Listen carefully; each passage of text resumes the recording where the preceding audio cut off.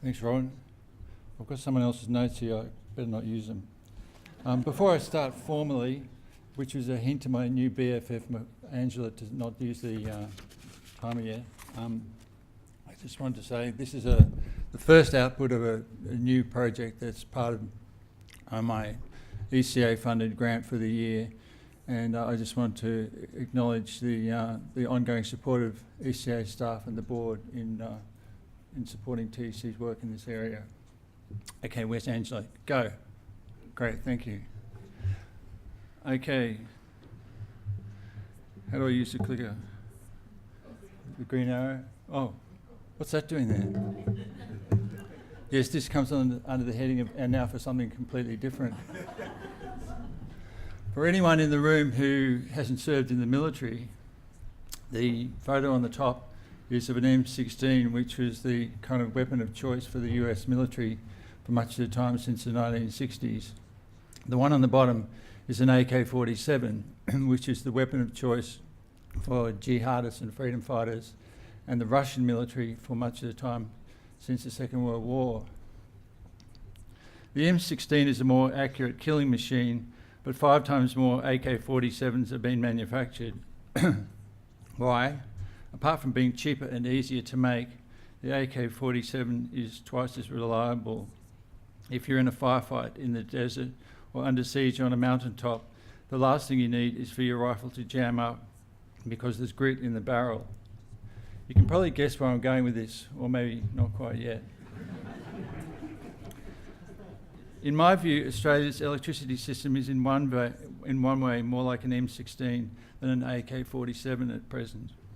It's not that the NEM is unreliable, far from it, so the analogy is kind of imperfect in some respects. Rather, that in the emerging world of accelerating climate change, we may need a system that's in some ways more like the AK-47, less sophisticated but more robust or resilient. Climate change is already causing destructive impacts to electricity systems in Australia as elsewhere in the world. These range from the ones we know well, like when a severe wind causes trees to fall into power lines and that starts bushfires, to ones that we don't know and haven't experienced in Australia yet, like hordes of giant jellyfish clogging the intake pipes of coastal power plants, which is a real thing. With no serious policies in place to guarantee a safe climate, these impacts will only accelerate over time. In response, it's now widely recognised that we need to think more about system resilience rather than just reliability. So what do we mean by resilience? Here's how Energy Networks Australia defines it, and I'll take a break while I let you read that.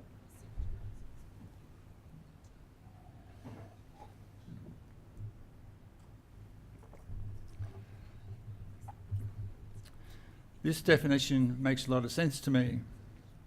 The trouble is, I haven't come across any metric for resilience. It just seems to be assumed that everyone knows what you're talking about. So remedying that situation is my task for the next 4 or 5 minutes. As I see it, there are a few things that contribute to system resilience apart from just reliability. The first is toughness. You want kit that's been engineered to withstand extreme weather, for instance by undergrounding power lines, and resilience is a pretty good proxy for toughness. Then you want flexibility.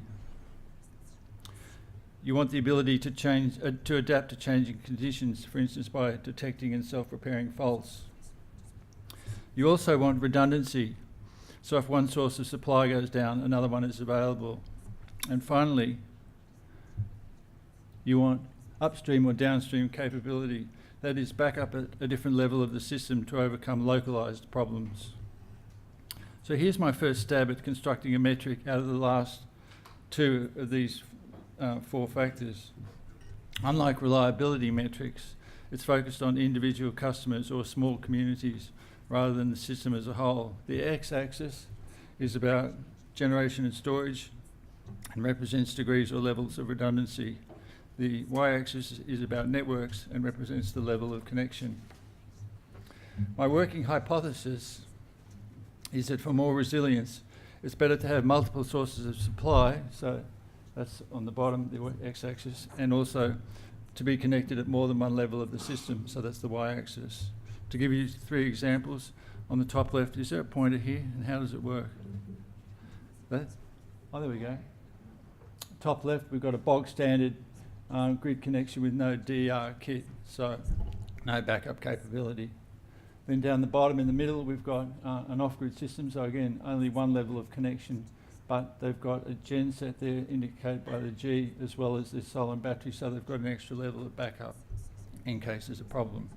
But the real sweet spot is around here in the middle.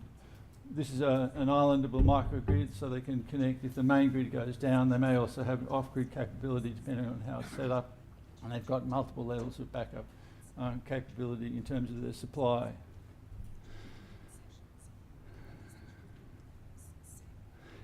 Here's one way of representing a 2-part resilience metric like this, applied to the 3 examples I've just used. The C numbers refer to the levels of connection available. The R numbers refer to the layers of supply redundancy. And here's a more simplistic way of representing these 2 factors together, based on giving 1 star for each level of connection and 1 for each layer of redundancy. So the more stars, the better. So I could foresee a time when, alongside energy star ratings for a house, you might have resilience star ratings like this. But now let's look quickly at how another factor, flexibility, might fit into this metric. There's one emerging technology that will leapfrog all these levels and stages. I just pressed it and it didn't. There we go. If you have an electric car that can feed power back into the grid, then suddenly you not only have a backup supply source, you also potentially can provide power to households that are off-grid and on a microgrid as well as on the main grid. Not only your house, but your neighbours for a week, up to a week, maybe only a day if it's more than one neighbour at a time when the grid goes down. It's not so that makes a full 3 levels of connection and an extra layer of redundancy. So that would be 3 extra stars right there just by having that kind of capability built in. It's not surprising that vehicle-to-grid technology emerged first in Japan. It was a response to the Fukushima nuclear power crisis. Again, it was all about redundancy. What difference would it make having a metric like this? So in this study that I'm doing with Solar Citizens and Renew at the moment on the role of DER in climate change adaptation, not mitigation but adaptation, we're going to survey their members about what they're doing to respond to the current climate change impacts and the threat of future climate change impacts. And we anticipate that the main thing that they'll say is that they want to get as big a solar system as possible and then get as big a battery as possible and then go off-grid so they can be completely autonomous. But a metric like this will tell them, no, don't do that. You're actually going to be better off staying on a grid, but be connected to a microgrid and have some kind of backup capability of your own. To sum up and to continue the car theme, I did have one. It's hard to go back. Okay. I'm still on slow rather than stop, so the council road worker isn't going to come and kick the doors of my brand new Tesla yet. Here's another example at a larger scale. The grid of Puerto Rico is being rebuilt after the devastation of Hurricane Maria in 2017, with a new emphasis on microgrids and mini-grids. This is because the government recognises that they will offer greater resilience than a system dependent on either a single transmission backbone or a fully distributed system. Okay, so now I'm in the final stage. To sum up and to continue the car theme, maybe we need an electricity system that's less like this or like this, although, no, let's not go there.